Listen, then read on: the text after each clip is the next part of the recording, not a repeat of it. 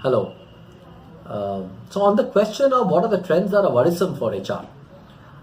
fundamentally I think there are two issues. One is I talked about it, the whole issue of change and transformation that may,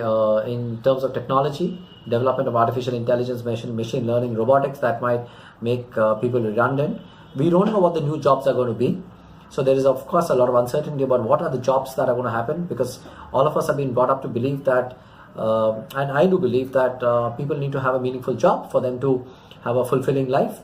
And if we have a situation where a large number of people are not working the way they were, whether with driverless cars or with computers doing the work for them, what kind of employment and meaningful employment will they find will be a big worrisome trend for us to think about as a society, and therefore for organizations as well. The other bit I think is to manage with sensitivity the anxiety and the pain that disruptions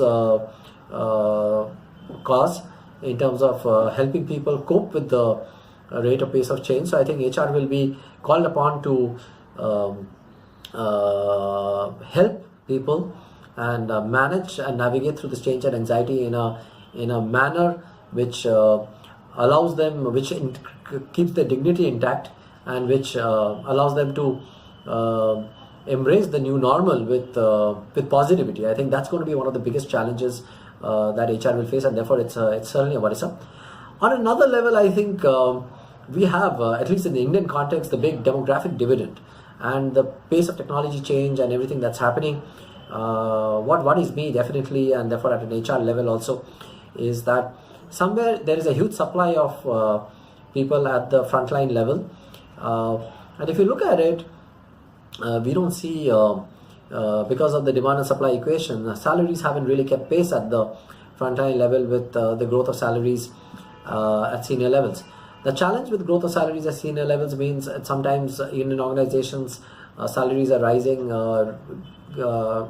ahead of productivity increases, but at the flip side there is the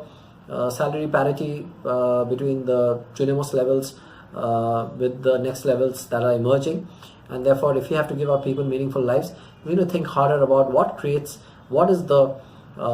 it that we need to give in terms of compensation to enable people to have meaningful lives and bring the best to work every day, because we do see a lot of attrition at junior levels, especially in the private sector. And